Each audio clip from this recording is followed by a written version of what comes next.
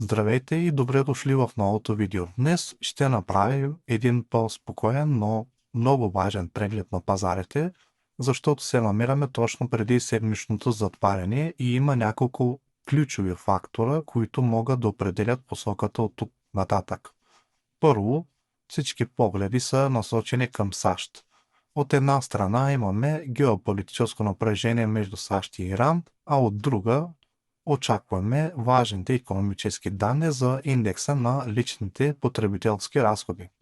Това е изключително важно, защото пазарите се опитват да разберат дали Федералният резерв изобщо ще помисли за намаляване на лихвите и въпреки, че инфлацията вече показва подобрение, основната инфлация спадна до около 2,4%, Фед продължава да е предпазлив. Те ясно заявяват, че няма бързане за намаляване на лихвите. Това създава напрежение и когато има напрежение, инвеститорите търсят сигурност. Затова виждаме засилен интерес към златото, докато американските индекси като Nasdaq и S&P 500 остават под натиски. Технологичните акции вече преминаха през сериозни корекции, възможни краткосрочни възстановявания, но към момента структурата все още не изглежда напълно стабилна. От друга страна, златото продължава да изгражда силен възходящ тренд. То остава един от най-стабилните актива в момента. Среброто обаче не изглежда толкова уверено. Там структурата е по-нестабилна и изисква по-внимателно управление на риска. Също така трябва да наблюдаваме петрола.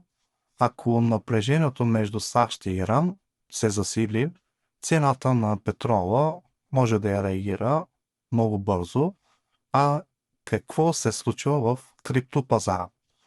Биткоин продължава да тества ключова зона на подкрепа около $66 000. За сега няма сериозен пробив надолу, което означава, че пазарът все още се задържа. Истинската промяна в настроението обаче ще дойде, ако видим движение над зоната между 78 и $84 000. Това би означавало възстановяване на позитивния импулс. При алткоините започваме да виждаме първи признаци на стабилизация, но те все още зависят силно от поведението на биткоин. В обобщение, пазарите са в чувствителен момент, американските акции остават под натиск, златото изглежда силно, криптопазарът изчаква, а следващите дни могат да бъдат решаващи. Ще следим внимателно развитието. Ако видеото ви е полезно, не забравяйте да го харесате и да се абонирате, за да не пропускате следващите анализи. Ще се видим скоро, приятели!